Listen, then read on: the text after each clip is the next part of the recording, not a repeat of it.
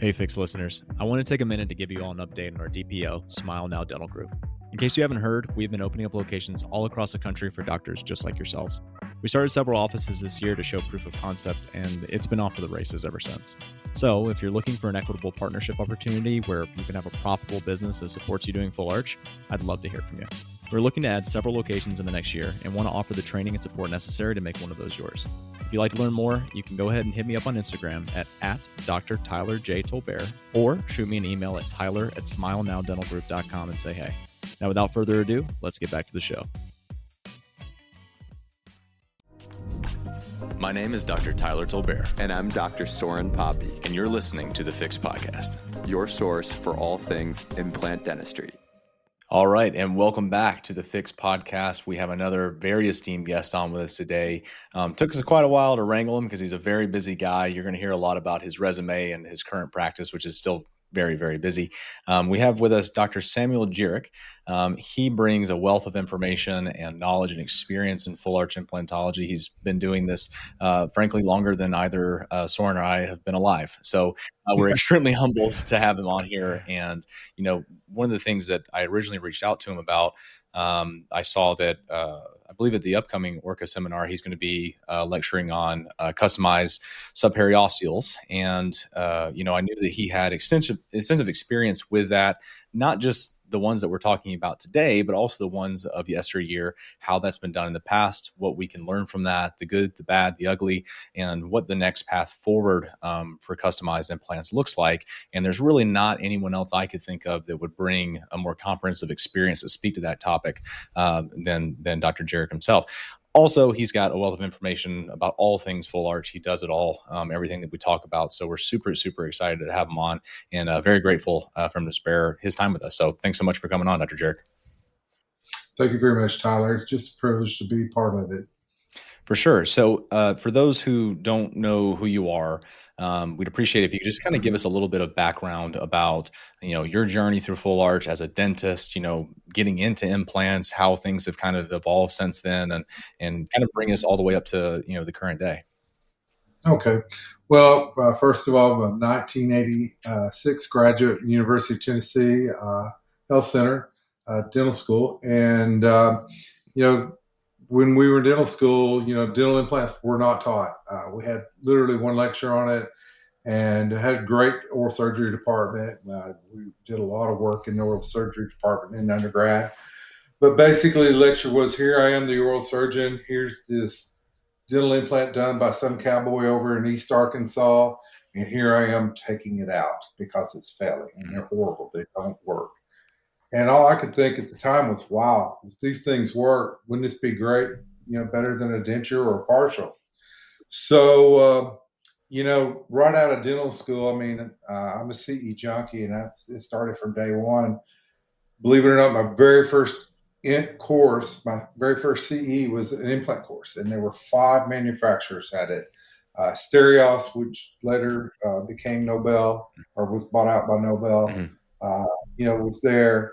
DB Driscoll was there, a couple others. There were plate form implants there. Of course, nobody's marketing subs because it was all root form, but and I think Corvent was there, you know, and took that course, and then, you know, kind of wandered around for about a year, and I had an orthodontist in the clinic that was from a small town in East Arkansas, and he kept telling me, you need to go talk to my buddy up over there, Dr. Littlejohn, where I practice part-time, and he does more implants than anybody. And I'm like, you know, he's in the middle of farming country, Arkansas. There's no way this guy's doing implants in Arkansas, you know? And Yeah.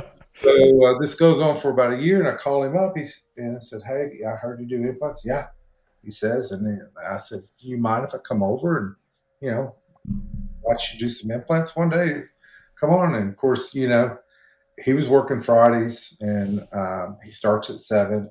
And I drive an hour and a half over to his office and pull up in the back. And, you know, there's a couple of Mercedes, a couple of Lincoln Town cars, a couple of real nice pickup trucks. And I walk in the back door, and the operatory, the main OR, was right at the back door. And I walk in, he's already working at 7 a.m. And he's delivering a 14 unit, which we call FP1, cemented, onto 10 implants with bilateral sinus grafts, and I think he'd done some soft tissue augmentation. Wow. And my mouth just fell open. I'd never seen anything like it, you Wow. know? So I ended up leaving his office at 7 that day, went to his house, wife cooked us dinner. He said, let's go up to the attic. And this guy had tens of thousands of slides. And he lectured nationally and internationally, even back in 87. And I went up there and he says, okay, Bubba, he says, obviously a smart kid and everything, talented. He says, but you don't know what you don't know. You don't know what you don't know. So at that point, he went through a bunch of stuff, and I said, hey, do you mind if I come back? And he goes, anytime. So I started taking off Fridays. I worked 4 days, Monday through Thursday, and then every Friday I scrubbed in with Dr. Littlejohn and assisted him. And we did sinus augmentations, we did subs, we did plate forms. Wow. I think he didn't do ramus frames. He didn't believe in them. But he had been in practice 20 years. He started out life as an engineer. He was very active in AAID. He was one of the original ABOI diplomates. He was in the first class that they accepted, one of the first examiners, honored fellow. And so, I was very blessed to have him in my life at that time. So he said, well, we got to get you in some continuing education. First place I went was Alabama Implant Study Group. And at the time, they were doing a congress, which was attended by 12 to 1,500 doctors internationally once a year. Root Lab was a big sponsor. They had a big crawfish board, and they were showing their implant restorations and their subperiosteals and everything there. And they taught 5 courses a year. And it would be different instructors teaching everything from blades to root form to sinus augmentation. I mean, Bill Tatum was teaching sinus augs there. I learned sinus augmentation from the man himself. And then, they were teaching subperiosteals. So we would have a live surgery. It was done at Caraway Medical Hospital. We'd have a live surgery, closed circuit TV on that, and attended all those and kept going back. I started doing some surgeries for them and taking some patients to Birmingham to do that. And I got into AID, and they really weren't pushing the associate fellow stuff at that point in time yet. Started going to those meetings and Southern District meetings, and just had a lot of information coming from a lot of different areas. Of course, this is all before the internet. You can't get on YouTube or TikTok and see how to do a pterygoid or any of this stuff like you can today. So, you had to travel. And, I'd just gotten married. My wife was a pharmaceutical rep. We waited a while to have kids. So we were double income, no kids. I traveled the country, and I was doing 100, 200 hours a year continuing education, all implantology related. But the big turning point was, Carl Misch Institute. It had just gotten started. At the time, it was still in Dearborn. Carl was teaching it. One of his wives, Lori, was teaching the office management side. So you would literally take your staff to the first one, office managers, assistants, everybody. Hell, I think the hygienist even went. And it was all didactic, and Lori would teach the office management side. Carl was all didactic. And then we went back 5 times over the course of a year and a half, taking our own patient. And we started out with the root form, then we did a plate form, then we did a sinus aug, and we put the implants in the sinus aug, and we actually did a subperiosteal. Carl was teaching that, and he was making some modifications, and we did one of his modified. But Carl's courses, compared to the courses today, you literally had 2 hours to do whatever you were doing. You had a mentor. I mean, Jack Hahn was one of my mentors. Craig, his brother, was one of my mentors. It just, you think an all-star. I mean, it's just unbelievable, the opportunity at the time. But if you didn't get done in 2 hours, they pulled you out. You went to the class, and Carl was lecturing. And we're learning the divisions of available bone.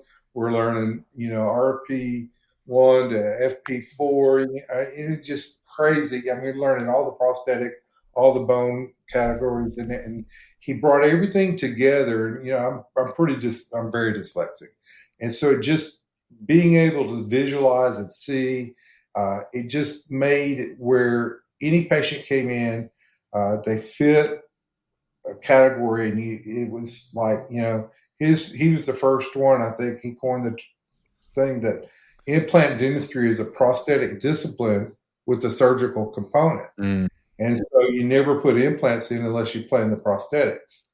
So, that was just huge in my learning. But, I was able to, of course, do Hilt Tatum's sinus course. There were other courses I did back then, Curry's bone technique. Craig Misch had a monoblock grafting course, all sorts of courses back in the time. But Misch was the big turning point. Hilt was trying to make implantology a specialty even back then. By that time, I had received my fellow with AID in 1998, I believe it was, and then 99, I sat for my boards and passed those and became a diplomate. And at that time, Hilt was like, look, I got a program starting up at Loma Linda. We're doing a residency program. You'll get a master's in implantology, and we're going to take this and we're going to make this a new specialty in dentistry. So I started doing that, and it was out in California, Seventh Day Adventist. So we couldn't do anything on Saturday. We'd start on Sunday, it went all week, and it was once a month, and I loved it. The people that were there, the great doctors in the course, Jaime Lozada, who's director now, he was in the first class. I was literally in the first class with these guys, and I did it for 6 months. We'd do California 1 month. We'd go back to Misch Institute, do that for 1 month, and I did it for 6 months. And then my son was born, and I've kind of a review because Misch was so comprehensive. So I bailed out, and that's the only thing I regret is bailing out. It would have been fun to have that master's, but as a general dentist, in learning from Misch Institute, I was there with periodontists, prosthodontists, oral surgeons, and a few handful of general GPs. This wasn't taught in dental school. It wasn't taught in any residency program. So, to get education in implantology, we were learning from these practitioners like Hilt and Little John and Harris and Cremeen and Mark Davis and Mozan, that had been doing it for 10, 20 years already. And,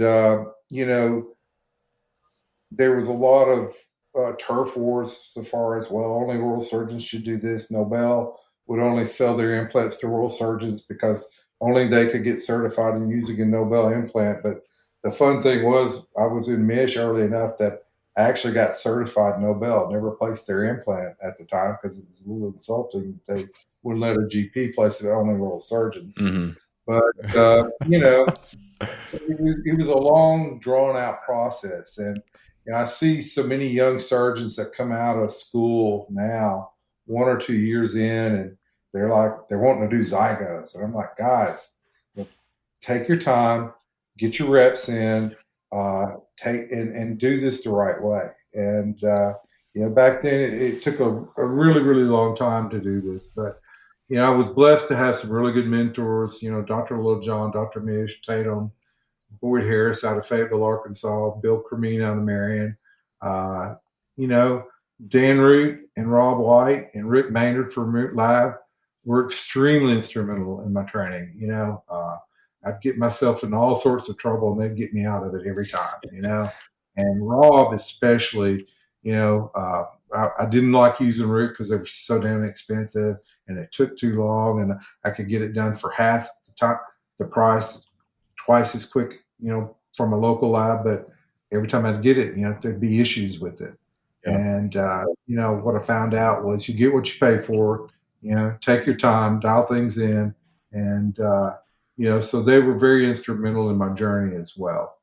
Other things that I've done since then, early on, there was about 5% of the cases where the occlusion would just be a train wreck. And I realized I spent all this time in surgery and I've spent 0 time in surgery. So I jumped in Frank Spear when he was really big in the early 2000s, and he was doing hotel courses. And there'd be 1,000 people attending, down at the Swan in Orlando.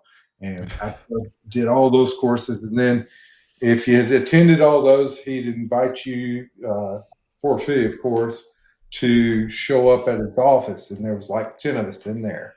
And you'd spend 4 or 5 days with him one-on-one doing cases, dialing this in. And, Frank it was mainly cosmetic, aesthetic dentistry with a light touch of implantology. But the big thing was, how to, build these occlusions and these occlusal schemes, and how to dial in that 5% that you're having problems with. So, once I had Spear in, it was really instrumental in getting a lot of the issues that we had with occlusion and bites and, things of that nature down the line. So, yeah, it was a long process. And along the way, you meet great guys like, Dr. Rakowski, who you've had on. Yeah. David Mulligan and I went to dental school together. Wow. I literally didn't see him for 39 years, and he was at one of the last orcas that I was teaching at, and we got it was just like, we'd seen each other yesterday. That's cool. And it's a great opportunity. I was very active in AAID.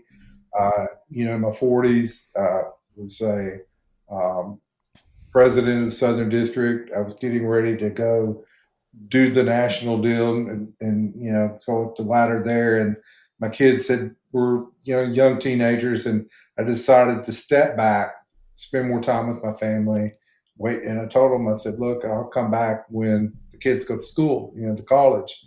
And I did. Don't regret it at all. One of the best decisions I've ever made in my life for my family. But the funny thing was, in that 8, 9, 10 years, things had moved on, they didn't need me. And I found out that there were other things to do, I was still very active, but politically I wasn't, but, AID was very instrumental because, I felt very dedicated to the diplomat and the fellow credentials as being bona fide. I was very active in running that stuff through the legal system, supporting Frank Recker and his efforts to make sure that our credentials were recognized in many states. And we were very successful. When I was on the board of trustees, I really worked hard to market the AID as the premier contact point for patients to find doctors who had qualifications and who had been tested. And, that's something that I felt like was very, very important, And then, of course, it was a board examiner for both AAID and for ABOI, and still do that from time to time. But, it's a wonderful, wonderful career, so far as being able to be there and see all these guys early on and see the evolution of dentistry. And, the last 5 years since 2020, everything I do is completely different than I did before. It's been a fast time. It's completely different. Yeah. It's not even close. I mean, my all-on-4 practice is different. Even I started my own dental lab. I'm no longer with Root. I've got 3 technicians upstairs. I've got 2 designers. We're doing casework for other doctors across the country, doing AOX design, same-day design. We're milling for people. We're even doing high-end aesthetic crowns and zirconia veneers. 70% of my practice is AOX, and 30% is still high-end full mouth crown and bridge. Cool. It's all green to me. I love it. And prepping teeth does not. I know it's insulting for a lot of guys, but I love it. I still enjoy it. It's still cool. Yeah. I mean, it takes me the same amount of time to prep a full arch and get them in temps as it does at AOX. They go out 3 weeks. We dial on the temps. We get new bites. We mill everything out upstairs, and I bring them back, sedate them one time, put it all in, tweak their bite a couple of times, and we're done. Yeah. It's not that easy with AOX, So yeah, you're right. it's still a lot of fun. Well, I certainly appreciate that the storied history you have in implantology, all the way back to really its beginnings, at least as far as it became widespread in the U.S. And I really love that as you tell your story, you kind of tell it through all the people that influenced you and helped you along the way, and I think that speaks a lot to you. Well, I stand on their Yeah, shoulders. right. I would not be here without these men in my life. And the mentors and all the friends that have helped us. And the tremendous thing now being part of Orca and Full Arch Masters and Mod Institute is the social threads that we're on. Right. WhatsApp and things like that. And I get to mentor the kids, but I learned just as much from them. I've got a printer problem, or I've got a centering oven issue. These kids are all over it. And I get my designer said, "Hey, go talk to Doctor So and So. He's got our answer over here." Cool. So it's a win-win for all of us. Yeah, absolutely. Absolutely. Tyler and I talk about that all the time, how we're so lucky to be in the implant space when we are, because we get to just stand on the giants that came before us. So it's a really cool time to be a part of implant dentistry, and we wouldn't be able to be here without guys like you. Well, I think this is a good lead into the patient-specific implant, or subperiosteal. Agreed. Yeah. Okay, it's a sub. All right, whether it's patient-specific or I just did an article with Vichy Berman and North American Clinics of Oral Surgery, co-authored with him on implantology, and I went really heavy into the history, and I named it Classic Subperiosteal. So we've got CSI, we've got PSI. And, I attended some lectures with some guys, international, that were doing the PSIs and promoting different companies and stuff, and very good information. And, I actually did a podcast with one of them. And, I was glad to hand the gauntlet off and say, go, young man, do this. And, but there was something that was missing, was all this great information, this research, and I do mean research, published peer-reviewed literature research, R&D from Root Lab and from doctors like Little John Cremeen, and especially Boyd Harris in Fayetteville, that had perfected the mandibular subperiosteal. And they were doing some maxillary subs, but not a lot. But we come in with this PSI and we're like, okay, so we're doing a CT subs. Well, Dr. James did his first CT sub in 1970.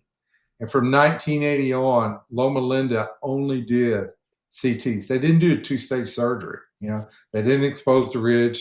They didn't do the wash impression on it. They didn't pour that up. They did a CT. And, they didn't have stereolithic models. They took Mylar and they took each segment and they traced it out, cut it, and then they stacked it. And that's how they made the model. Wow. So, I understand that was a much more modern application. I did not know. Oh, yeah. Well, I mean, literally, my last lecture on subs was 2004 in Hawaii.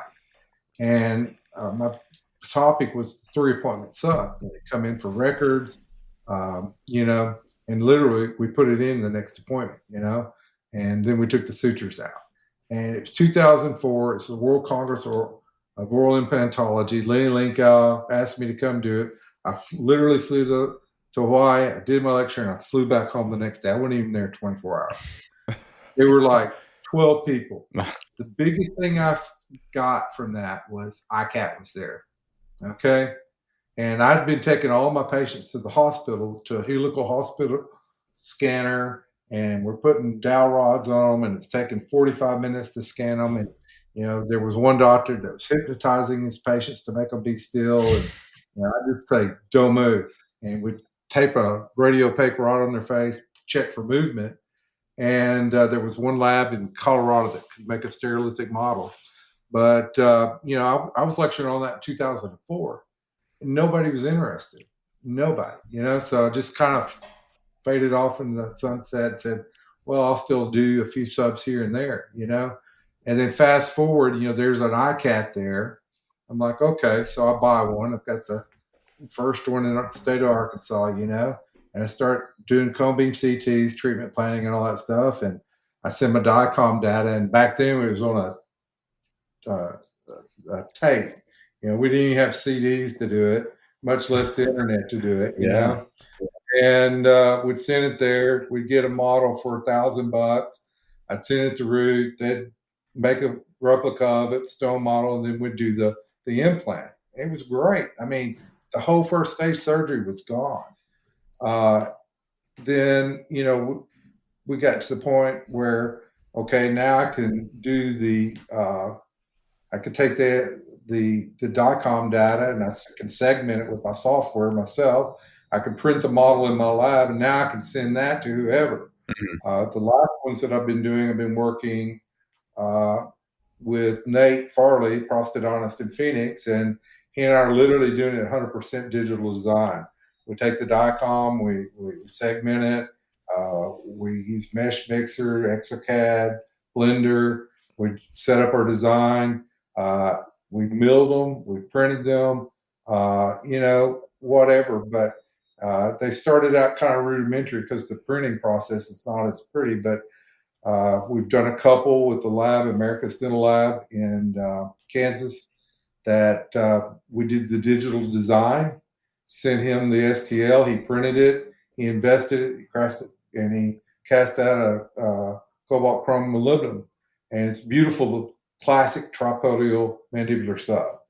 And, so there's lots of things going on with the technology. And, I'm currently working with a couple different international dental implant companies that are doing subperiosteals and said, hey, can we tweak the design? Can we do this? Can we do that? And I've been very well received by, one group. The other is kind of crickets, but the big thing that I want to bring in is all this stuff that we learned in the 80-year history of subperiosteals doesn't just go out the window because we can print it out of titanium and put some screws in it and say, oh, it bonds to bone. Okay. Yeah. But, the classic sub set on top of bone, basal bone, hard bone. Settling was the big issue. If you were on the maxilla, it's membranous bone, it's thin bone. If you were on the alveolus,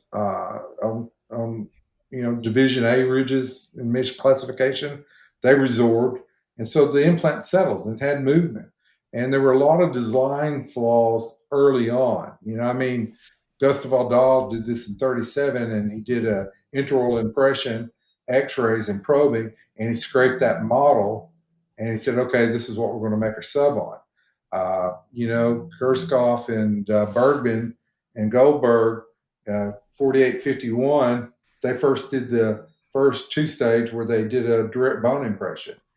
And, with direct bone impressions, a lot of people didn't reflect enough, so they didn't get a good lateral loading of the implant. It was all crestal. So that's where you see the tabletop designs on the early subs, which all failed. Mm-hmm. They were a failure. And, one of the big things, like 1970, Dr. James from Loma Linda, they had like two different patients who had donated their body.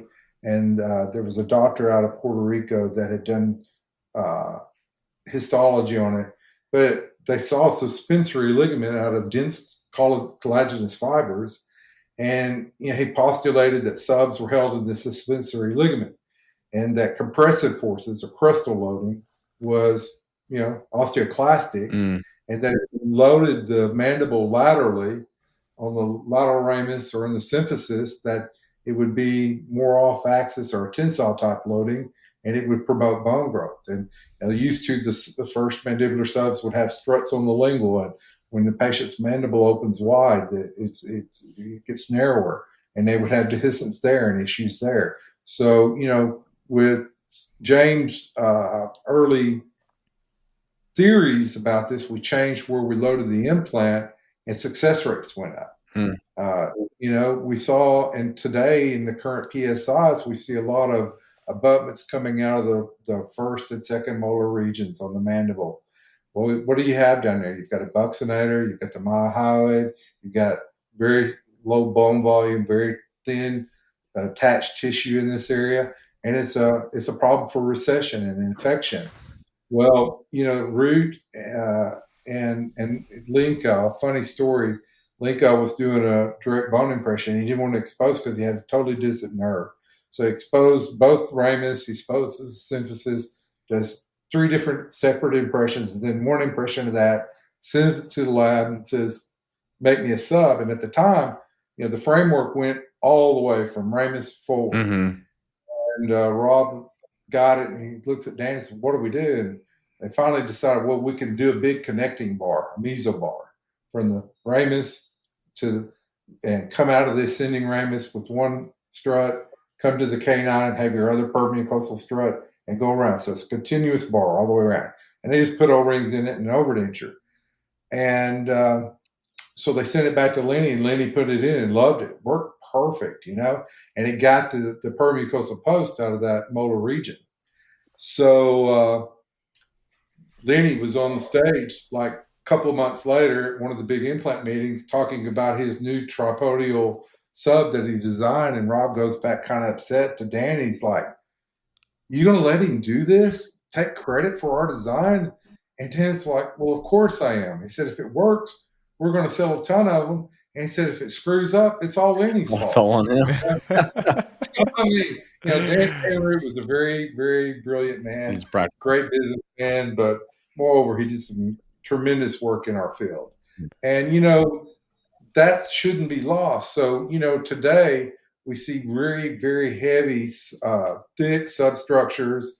They run it through finite analysis, element analysis. And I'm not a biomaterials expert. We had one in Alabama Implant Study Group, Jack Lemons. You could always run this stuff by him. But if I could talk to Jack today, I said, Jack, how thin can I make a titanium implant compared to the old chrome, cobalt, molybdenum, titanium implants? Because it's a stronger metal and it's got better flexural and all this other strength.